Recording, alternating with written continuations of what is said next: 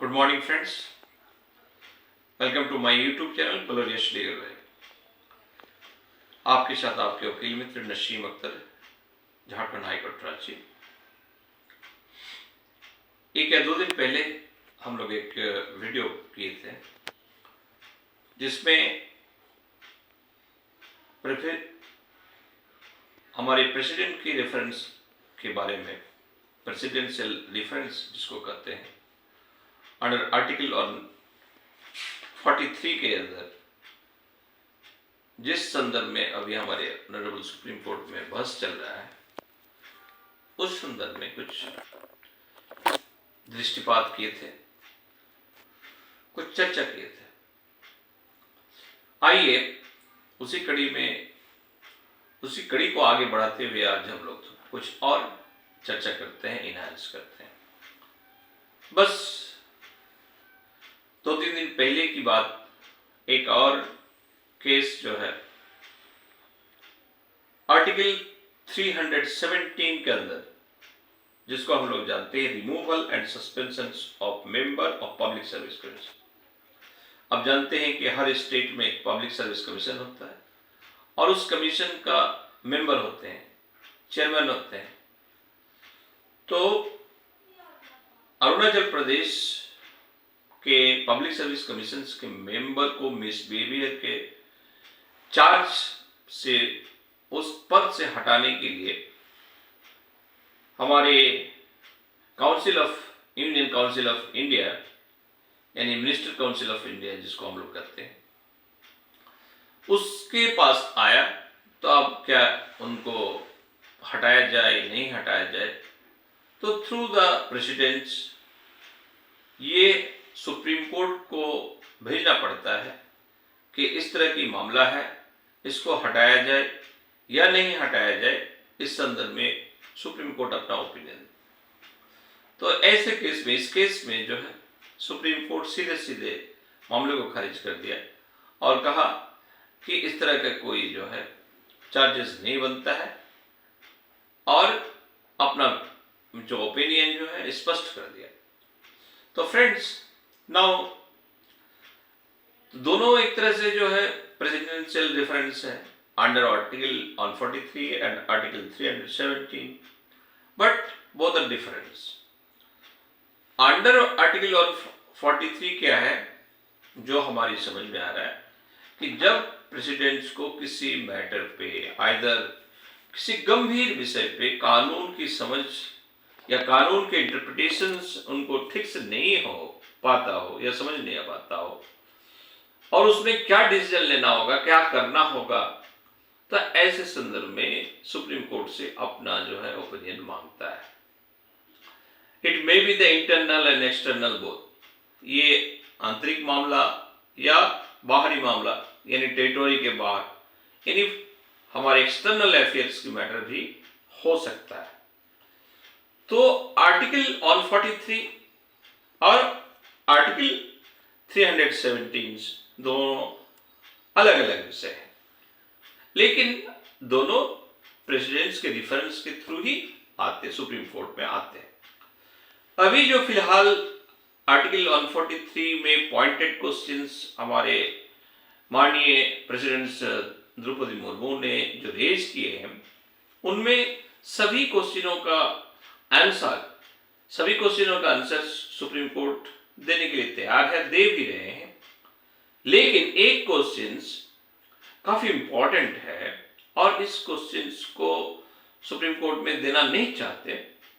हमारे जब बहस के दौरान जब हमारे solicitor general SG Tushar Mehta साहब ने कहा कि ठीक है, अगर सुप्रीम कोर्ट इसमें आंसर नहीं करना चाहते हैं तो हम इसमें ओपिनियन ले लेते हैं, हम पूछ लेते हैं हमारे प्रेसिडेंट से। तो फिर दूसरे जो हेयरिंग हुआ तब कहा गया कि नहीं, हमारे माननीय राष्ट्रपति महोदय ये चाहते हैं कि इस क्वेश्चन का आप आंसर करें और ये आंसर आपको करना है। तो आइए हम लोग देख लेते हैं कि ये इतना इंपॉर्टेंट क्वेश्चन है क्या असल में जो द्रौपदी मुर्मू जी ने पूछा है। तो does the constitution bar any other jurisdictions of Supreme Court to resolve the dispute between Union of India versus other state, except by way of Article 131 of the Constitution of India. तो friends काफी important, आप सब जानते हैं कि अगर article 32 के अंदर रीट पिटिशन दायर करके Tamil Nadu state and other state जो गवर्नर जो किसी बिल पे असेंट नहीं दे रहे हैं, तो उसमें उसको चैलेंज किया कि गवर्नर ऐसा नहीं कर सकते थे, और जस्टिस पारदीवाला ने एक टाइमलाइन सेट कर दिया कि अगर वो 3 महीना के अंदर अपने जजमेंट में 3 महीना के अंदर अगर प्रेसिडेंट एसेंट ना दे तो इसको डिम्ड एसेंट मान लिया जाएगा, और यहीं से लड़ाई शुरू होता है सेंट्रल स्टेट के बीच, पावर के बीच। तो फ्रेंड्स आप जानते हैं कि आर्टिकल 32 फंडामेंटल राइट से रिलेटेड है, रीट से रिलेटेड है। अब आप जब रीट की बात आता है तो आप नॉर्मली क्या होते हैं कि रीट स्टेट के अगेंस्ट में होता है। आपके कोई फॉर एग्जाम्पल मान लीजिए आपको वोट देने के अधिकार है, लेकिन आपको वोट देने के अधिकार से वंचित करना चाहता है कोई स्टेट, और उसमें आप रीट फाइल करते हैं, तो डेफिनेटली कहा ये स्टेट के अगेंस्ट में जाएगा। तो आर्टिकल 32 मोस्टली स्टेट के अगेंस्ट में जाता है, और स्टेट ही आर्टिकल 32 को यूज करते हुए एक्सरसाइज